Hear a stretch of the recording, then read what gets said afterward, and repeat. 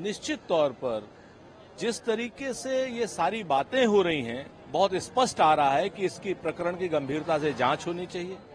आदरणीय योगी आदित्यनाथ जी, हमें आपसे उम्मीद है, चूंकि गोरखपुर क्षेत्र के सांसद हैं, एक महिला स्पष्ट रूप से आरोप लगा रही है कि वो अपनी बेटी को नहीं अपना रहे हैं।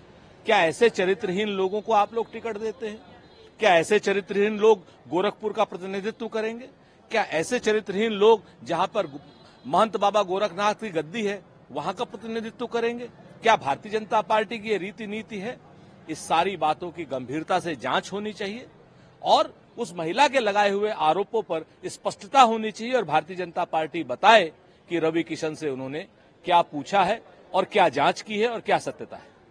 इसके साथ ही चुनावी बॉन्ड को लेकर के प्रधानमंत्री नरेंद्र मोदी ने विपक्षी दलों पर झूठ फैलाने का आरोप लगाया, जिसे सुप्रीम कोर्ट ने खारिज कर दिया है और कहा है कि जब ईमानदारी से विचार किया जाएगा तो सभी को इसका पछतावा होगा। प्रधानमंत्री जी, क्या ये सच नहीं है कि कोरोना काल में जो कंपनियां सब स्टैंडर्ड दवा बनाई हुई पाई गई, उनसे भारतीय जनता पार्टी ने इलेक्टोरल बॉन्ड लिए? क्या ये सच नहीं है कि मेगा इंजीनियरिंग, जिसको 14,000 करोड़ का ठेका मुंबई का मिला, उससे भारतीय जनता पार्टी ने तुरंत चुनावी बॉन्ड लिए? क्या ये सच नहीं है कि जहां जहां ईडी के छापे पड़ते हैं उसके कुछ दिनों बाद चुनावी बॉन्ड आ जाते हैं और उसके बाद वो जांचें ठंडे बस्ते में पड़ी जाती हैं? आरोपी कंपनियों से, सब स्टैंडर्ड दवा बनाने वाली कंपनियों से चुनावी चंदा लेना, वो भी सत्ताधारी पार्टी का, ये देश का ही नहीं दुनिया का सबसे बड़ा घोटाला है, सबसे बड़ा भ्रष्टाचार है। और भारतीय जनता पार्टी और की सरकार और भारतीय जनता पार्टी दुनिया की सर्वाधिक भ्रष्ट पार्टी है। इसके साथ ही प्रधानमंत्री 47 तक विकसित भारत के लिए बड़ी योजनाएं हैं।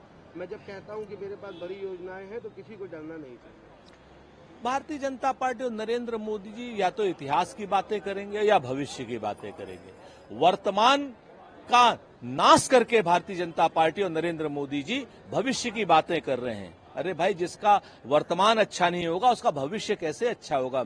मोदी जी, अग्निवीर योजना कौन सी बड़ी योजना है? युवाओं को बर्बाद करने के लिए योजना है, सेना को बर्बाद करने के लिए योजना है अग्निवीर की योजना, जहां आप ठेके पे 4 साल के सैनिक रखने की बात कर रहे हैं।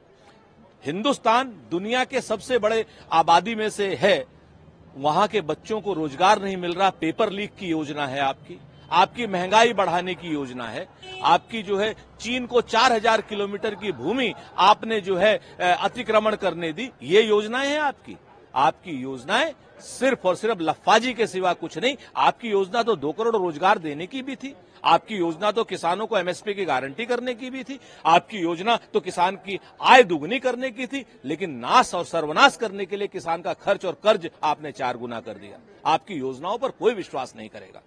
इसके साथ ही उन्होंने कांग्रेस पर निशाना साधते हुए कहा है सीट नहीं बचा पाए, वोट मांगने केरल आए।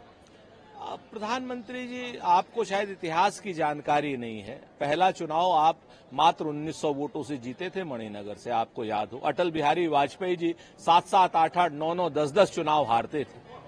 चुनाव में हार और जीत 1984 में मात्र भारतीय जनता पार्टी की 2 सीटें थी। जनता किसी को भी हरा सकती है, किसी को भी जिता सकती है। जनता को जनार्दन मानिए। जनता को जो भगवान नहीं मानेगा, जो अहंकार करेगा आपकी तरीके से, वो मुंह की खाएगा। हम तो 44 पे भी आए, आप तो पूरे देश में सिर्फ 2 सीटों पर भी आए थे।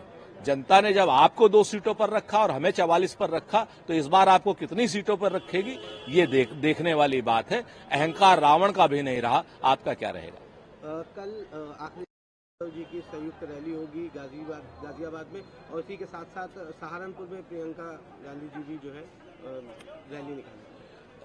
प्रथम चरण के चुनाव के आखिरी दौर में हम लोग आ गए हैं। श्री राहुल गांधी जी की, श्री अखिलेश यादव जी की संयुक्त प्रेस भी होगी, संयुक्त रैली भी गाजियाबाद में होगी। श्रीमती प्रियंका गांधी जी सहारनपुर में गरजेंगी, वहां भी रैली निकालेंगी।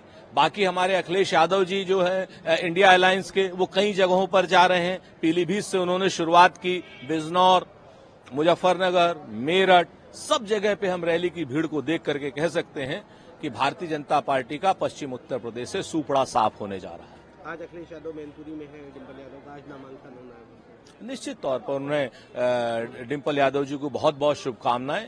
वो एक बड़े रिकॉर्ड से चुनाव जीतेंगे, ऐसा हमारा विश्वास है। मैनपुरी में जिस तरीके से काम हो रहा है, मैनपुरी में जिस तरीके से कांग्रेस का, समाजवादी पार्टी का और इंडिया ब्लॉक का कार्यकर्ता जिस उत्साह के साथ लगा हुआ है, मैनपुरी इस बार सारे रिकॉर्डों को ध्वस्त करेगा।